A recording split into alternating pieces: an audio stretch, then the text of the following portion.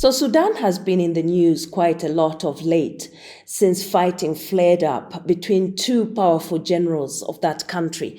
And this has been a conflict between General Abdel Fattah Burhan of the Sudanese army and his rival, General Mohammed Hamdan Dagalo, who is the leader of the rapid support forces of that country. And this fighting has escalated. It now looks like it's bringing in other international forces. It's become a regional conflict. And there have been recent efforts for mediation. There have been calls for ceasefires, and ceasefires have been observed for a few hours. Then that stops and fighting continues. So to join us to discuss this whole conflict and where we are today is International Relations and Security Analyst Fidel Amakye Owusu. He's joining us now from Ghana. Fidel, thank you very much for your time. Now, before we even start looking at where we are today with this whole conflict, could you please just tell us how it all started? What is the whole context? What's going on here? First of all, Sudan is one of the largest countries in Africa. In fact, it used to be the largest until the South seceded from it in 2011. And afterwards, the country has been relatively stable under its former leader, Omar al-Bashir, a dictator who stayed on for about 30 years. Eventually, he was deposed. But it was the events that led to his deposition or his overthrow that has brought us this far. Now, what happened was that the two leaders, generals, who came together to make sure that Omar al-Bashir had left the scene are the very leaders who are now at each other's throats and trying to take control of the country. Now, how did the Dagalo come about? Dagalo did not have any formal education. He did not have any military training. He was a camel seller. And according to some of his opponents, someone who stole camels in Western Sudan. Okay, of course, and those are allegations. Just to say that, those are allegations. Those allegations. Yes. Yes, opponents, yes. Those allegations, that is how far some people have gone to describe him. I just want to come in there quickly to say that is a very interesting context, but just fast forward with the current situation. How then did he become, from what you have told us, part of that strategy that got rid of former President Omar al-Bashir? So eventually, Omar al-Bashir used him to fight the Darfur crisis or the Darfur war. The Darfur secessionists and separatists who were fighting the Sudanese state, Omar al-Bashir saw it to be convenient to use Dagalo to fight them. So that is how come he became the leader of the RFS, even before al-Bashir left the scene. So he became the second most powerful military leader, apart from the commander-in-chief or the general of the Sudanese forces, armed forces. And so that is how come they came together to overthrow al-Bashir. And after that, after his overthrow, then the question emerged as to who was in charge. And so that is the fight that we see Dagalo and Burhan in. And they have not been able to resolve their differences. And this is what has led to the current crisis as we see it. Now, we've seen maneuvers for a ceasefire, or at least to bring this conflict to an end. The most recent being the IGAD meeting. Of course, IGAD, which stands for the International Intergovernmental Authority for Development. It's comprised of countries which are mostly in the Horn of Africa. There was this meeting that took place in the Ethiopian capital, Addis Ababa. We've been hearing all sorts of reports that it didn't really work out. It didn't achieve much. Where do things stand? Even before I come to your question, the issue isn't so much about who is in control of the army. It's in so much as who is in control in Sudan. Because the army and the RSF forces, there is a clear dichotomy. The army is the army and the RSF forces are RSF forces. However, in terms of infantry, the RSF forces seem to be ahead. And the army is dominating in the skies using the military equipment of Sudan to fight. Now, that aside, to your question, now where it stands now is that UN has come out to say that the war is deteriorating and it is leading to a full-blown civil war. This means that there has not been any point of shared common interest. There's no common interest anywhere. They have divergent interests, and both factions are entrenched in their positions, and they are not willing to give up. In fact, the United States and Saudi Arabia, with all their resources and their power, have intervened severally, and it has proven futile in that their interests think that they are better off pursuing the war than to heeding to the ceasefire that has been initiated by these powers. So that means in the case then of IGAD or IGAD, yes. Sorry, just before you come to the IGAD aspect, if it's gone into all full blown out civil war, then the interest, as you're talking, is not just about who is in control militarily. There must be other external interests, which are then making the issue you were about to come to about the IGAD talks almost futile. Yes, that is right. So what are these interests? Just like any other conflict that is happening across Africa currently, because of the attention that Africa is regaining in the international sphere, where many powers are coming back to Africa and they are scrambling for it, every conflict in Africa attracts external influence, and Sudan is no exception.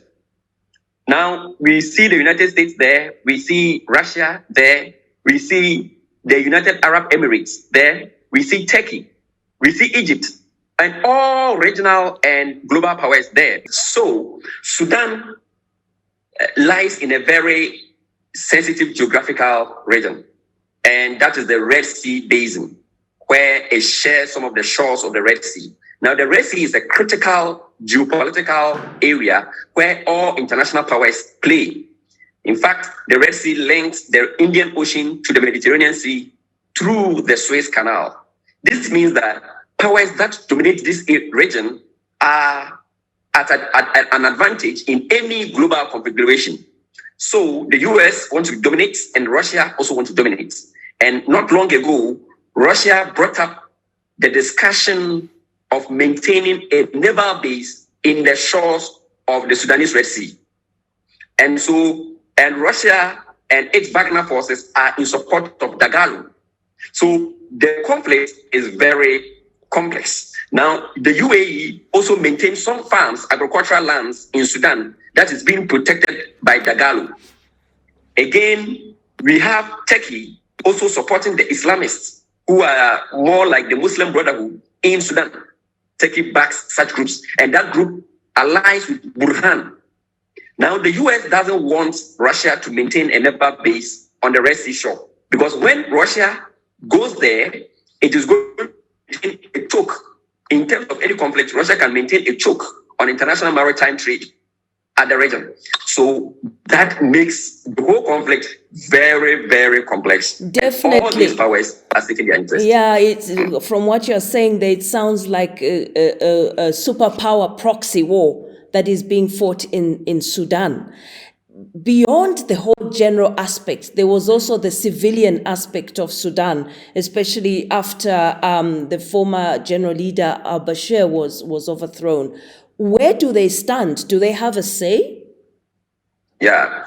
In fact, I've always maintained that the democratic forces of Sudan are the worst affected people in this conflict. Because now it is all about the generals and how the guns can outdo each other. It is not about returning Sudan into a democratic system. It is not about having the people have their say through the ballot. It is not about human rights protection. Neither it is about economic rights of the people. So now these civilians are suffering because of this clash. And there's a proverb in the Akan language in Africa that when two elephants fight, is the grass or the ground that suffers. And now they are really, really suffering as a result of this clash. So the civilians, I'm afraid, have nothing to hope for at this point. So what is the best way forward then, since it's got a huge international dimension?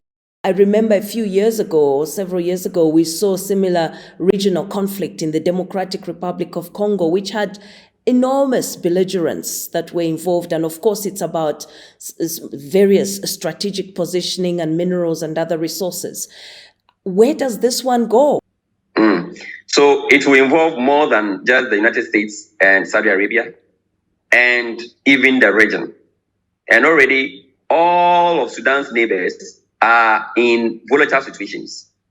Libya, Chad, Central African Republic, South Sudan, Eritrea, Ethiopia, and even Egypt. Egypt is the most stable. However, because of the Nile River conflict with Ethiopia, there's also this kind of fragile situation over there. So as you mentioned, and it's a very good point you've made, that there's a need for multilateral involvement where many countries get involved at the regional level, at the global level, and even international agencies like the UN, AU, and IGAD all coming together. And in doing that, some serious and major compromises need to be made. Which are what? What are these compromises then? Yes, one of them is guaranteeing the Dagalo of his economic largesse that he has amassed over the years, that it's not going to be taken away from him. He's become so rich that some estimates are that he's the richest man in Sudan. He owns gold mines, cattle, land, fertile lands, and all that. It is because of these fertile lands that UAE supports him, because they have wheat farms in Sudan, and they are sure to get his protection and things, more complex issues. So I think that they must guarantee some economic access to him.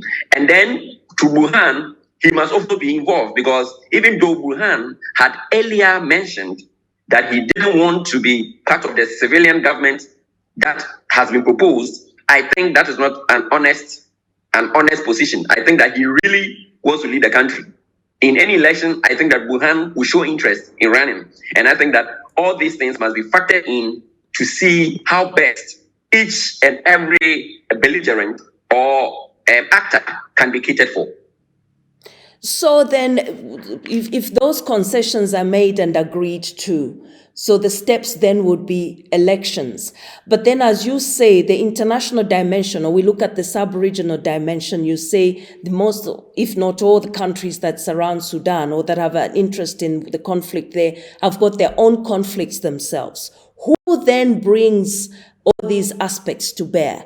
Because their priorities around looking at their own internal conflicts, but also dealing with the fallout of the conflict in Sudan. So who then should take charge? Yeah.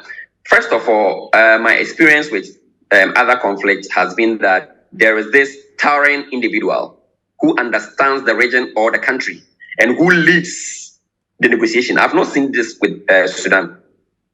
No, I have not seen that. We had a situation where Kofi Annan had to go to Afghanistan even after leaving office to negotiate some deals. We've had situations where in Syria, we had certain officials, retired officials who were leading. They understood the fabrics of society, the dynamics, and we've not seen that. We need such an individual at the individual level of conflict resolution. We need such an individual. Again, we need countries that have credibility, not countries who have interest. For instance, I believe that Egypt has no credibility in resolving this conflict, even though Egypt can be very important in resolving it. And when it comes to credibility, it is not that strong, because Egypt has interest and Egypt supports Burhan very much. So a country like Algeria, which doesn't share direct border with Sudan, but now has Security Council seats, temporary Security Council seat that is about to occupy, can bring that to bear. And other countries in the region. Now, in the Gulf states, I think that they have to tone down, because more or less they've taken sides. And so they have to tone down and maybe use the Gulf Cooperation Council, GCC, as an organization that will lead or represent their interests in resolving this conflict. So countries that have direct interest should just stay away or tone down. For countries that belligerent will have more confidence in to take the front seats or the frontline position in these negotiations. No, those are very interesting points. Fidel, thank you very much. I'm sure we'll keep talking. We'll see how that plays out. It's very difficult when there are external interests in a civil conflict such as this one for people to actually agree on a way forward, but we keep optimistic. We want to thank you very much for your time, and we will continue having discussions with you on this and other topics on the continent. Thank you. Thank you very much. That was very interesting. Thank you. Interesting dimensions there on the conflict in Sudan. I was chatting there to Fidel Amakye Owusu. He's an international and security analyst, and he joined us all the way from Accra, Ghana, here on Talking Point Africa. Join us again next time. I'm Maureen Nkandu.